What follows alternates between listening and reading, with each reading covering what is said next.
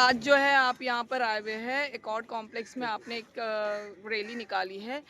आप ये कह रहे हैं कि हम सिर्फ कब्रिस्तान और टोरेंट वगैरह के मुद्दों पर आपकी लड़ाई है, पर कल जो है अवार्ड साहब ने एक प्रेस कॉन्फ्रेंस लिया था और उसमें उन्होंने बताया कि हमारा जो है कब्रिस्तान वो लीगल हो गया है, हमारे पास 7/12 है और वो भी टीएमसी का, और जो भी और भी उन्होंने बस स्टॉप और भी बहुत सारे मुद्दों पर बात की। तो आपको क्या लगता है कि मुमरा में ये जो डेवलपमेंट के बारे में जो प्रेस कॉन्फ्रेंस ली गई है वो झूठे हैं? देखिए, आपने 2019 की प्रेस कॉन्फ्रेंस उनकी याद है आपको, जहां उन्होंने कहा था आपसे कि आपको यानी शहर में आईटी कॉलेज मिल जाएगा, हज हाउस मिल जाएगा, लाइब्रेरी मिल जाएगी आने वाले 1 महीने में, और भी बहुत से वादे किए थे। शहर में ब्रिजेज आएंगे, हैंगिंग मार्केट आएंगी। तो 2024 में भी उस तरीके की प्रेस कॉन्फ्रेंसेस हो रही है। अब फैसला आवाम को करना है कि वो 2019 की बातें याद रख करके 2024 की बातों को झूठी मानेगी या वापस से इनके छलावे में आएगी।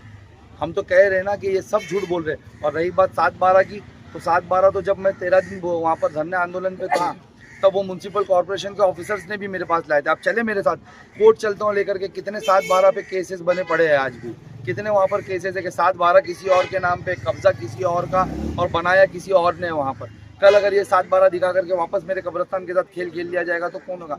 मैं सिर्फ इतना कह रहा हूँ कि मौजूदा कमिश्नर से 4 लाइन लिखा करके दिखा दीजिए ना कि ये कब्रिस्तान लीगल है। क्यों नहीं दिखा रहे वो ऑफिसर, क्यों नहीं दिखा पाए? आप जाने, अगर मैं गलत बोल रहा होता तो वो ऑफिसर, उनके साथ पुलिस वाले आते थे, मुझे उठा दिया जाता, मुझे वहाँ पर रोक दिया जाता। लेकिन किसी ने ये नहीं कर पाया क्योंकि वहाँ पर कब्रिस्तान लीगल नहीं है।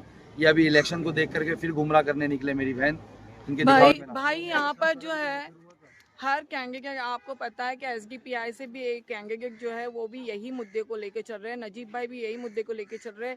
हर किसी के पास सिर्फ टोरेंट और एक कब्रिस्तान का ही मुद्दा है। और बात बताता हूँ, टोरेंट मेरे लिए कभी भी चुनावी प्रचार का मुद्दा नहीं बना है। आपने देखा होगा कि 2019 में जब टोरेंट इस शहर में आ रही थी, तब सैफ पठानी था जो 17 लोगों को अपनी टीमों के साथ 3 दिन वहाँ भूख हड़ताल की और टोरेंट को इस शहर में आने रोका।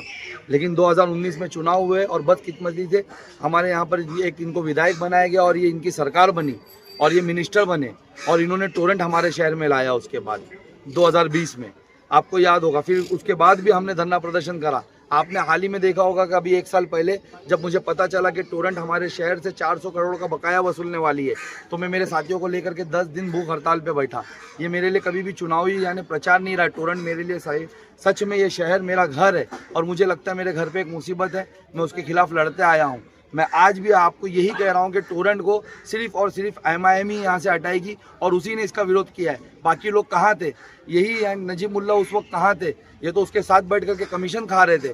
याद रखिए, टोरेंट से जितनी वसूली करके, जिस गाड़ी में इसका कमीशन भर करके थाना पहुंचाया गया ना, उसका ड्राइवर नजीब मुल्ला था उस वक्त। वो लेके यहाँ से जितना कब्रिस्तान का भ्रष्टाचार करके, जो हमारा स्लाटर हाउस बेच करके, जो गाड़ी में पैसे भर भर के यहाँ से लेके गए ना, उनका ड्राइवर यहाँ पर आज जो बीजेपी का रिप्रेजेंटेटिव है वो था यहाँ पर।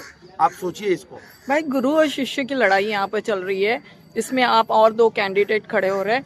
आपको क्या लगता है कि आवाम ये चीज़ों में इसमें वोट जो है बंटने वाले तो नहीं है?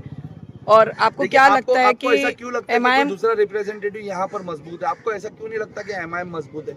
एमआईएम पिछले 10 साल से यहाँ विरोध कर रही, सब अभी इलेक्शन पीरियड में आए, सब इलेक्शन में आकर के यानी सिर्फ यानी प्रचार करने में लग गए, अपना दिखावा करने में लग गए। क्या आपने नहीं देखा, अभी इलेक्शन से पहले भी 13 दिन में धरना आंदोलन पे था, 10 दिन भूख हड़ताल पे था। हमेशा शहर के कोई मसलों पे एमआईएम ने आवाज़ उठाई है। यहाँ पर हमारे यानी स्टूडेंट विंग के यहाँ पर है, वो हमेशा खेल के मैदानों के लिए आवाज़ उठाते हैं।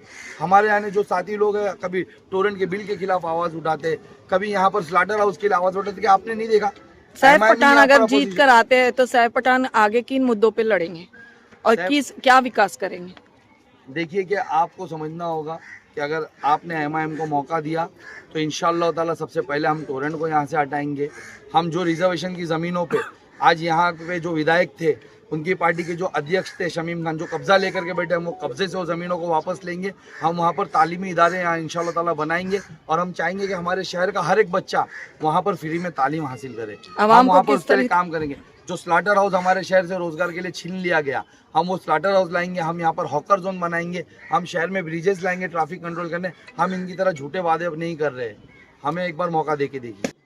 आप आवाम को किस तरीके से अपील करेंगे वोट देने के मैं लिए? आवाम को यही अपील करूंगा कि जिस तरीके से आपने अभी 6 महीना पहले जब एमपी इलेक्शन हुआ था, आपने बीजेपी को नकार दिया, आपने फिरका परस्त सोचों को नकार दिया। उसी तरीके से आपको और एक बार फिरका परस्त सोच को इस बार नकारना है। इस बार उनको नकारना है जिन्होंने आपका कब्रिस्तान चोरी कर लिया, आपका स्लाटर हाउस चोरी कर लिया, आपका यानी तालीमी इदारे चोरी कर लिए, आपके यानी ज़मीनों पे कब्जा करके बैठे हैं, हमारे सर पे टोरेंट जैसी मुसीबत मुसल्लत कर दी, प्राइवेटाइजेशन की लानत हम लोगों पे मुसल्लत कर दी।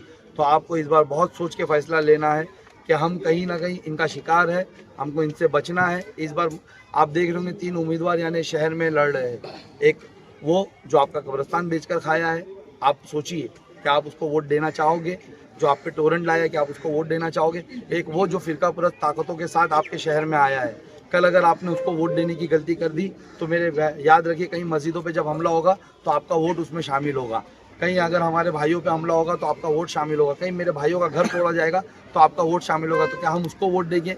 नहीं ना। तो हमारे पास एक ही ऑप्शन बचता है, एक बार एमआईएम को मौका दीजिए। हम यहाँ पर हमारे लोगों का मुस्तकबिल बदलेंगे, हमारे आने वाली नस्लों का मुस्तकबिल बदलेंगे। बहुत सोच कर फैसला कीजिएगा इस बार पतंग के निशान पे वोट करिएगा 20 नवंबर को। एमआईएम को कामयाब करिएगा, अपनी क़यादत को कामयाब करिएगा, बैरिस्टर असदुद्दीन ओवैसी साहब को मजबूत करिएगा। 20 नवंबर 9 नंबर के निशान पर पतंग का निशान है, 9 नंबर के बटन पर पतंग का निशान है। आप हमें वोट करिए और इस बार यानी मजलिस इत्तेहादुल मुस्लिमीन आपकी क़यादत, आपकी पार्टी को मजबूत करिए। जो है शिष्य और गुरु है, दोनों भी खड़े हैं, मगर आपको क्यों ऐसा लगता है कि आपको वोट मिल सकते हैं और आपकी जीत हो सकती है? देखिए, शिष्य और गुरु ने मिलकर के बहुत कांड साथ में किया है। आपको याद होगा कि मुझे तड़ीपार कराया गया, मुझे जेल में डाला गया, सिर्फ मैं शहर की आवाज़ ना रोकने के लिए कि मैं यहाँ की आवाज़, यहाँ की बात ना कर सकूँ। तो आप सोचिए, क्या हम इन लोगों को मौका देंगे? इनके जालिमाना अंदाज को क्या मेरा शहर नहीं जानता है? एक पर आज भी मर्डर केस के चार्जेस चल रहे हैं। आज सोचिए अगर वो हमारे शहर में आ जाएगी तो कैसा, जिस तरीके से आज जमील शेख की फैमिली हमारे शहर में घूम रही है, इंसाफ के लिए भटकती फिर रही है, क्या नहीं फिरेगी? कोई दूसरा नहीं। आज करमूसे का केस आपको याद होगा, किस तरीके से बंगले पे ला करके उनको मारा गया। तो आप सोचिए, एक मर्डरर है और एक आप अगर उनके खिलाफ बोलते तो उनको उठा के मारता है। तो मैंने क्या किया? मैं तो आपका ही भाई हूँ, आपके ही शहर से, मुझ पर तो उल्टा जुल्म किया गया। तो आपको इस बार तीनों में चुनना है, एक मर्डरर, एक जो आपको उठा करके मारेगा अगर आप उसके खिलाफ बोलोगे, आपको घर पे लेके आके मारेगा, अपनी ताकत का नुमाइश करेगा, और एक वो मजलूम जो आपके लिए जेल भी जाने तैयार है, आपके लिए तड़ीपार भी होने तैयार है, लेकिन आपके हक की आवाज़ बंद करके बस लड़ता रहेगा। आप तीनों में सोच कर फैसला कीजिएगा।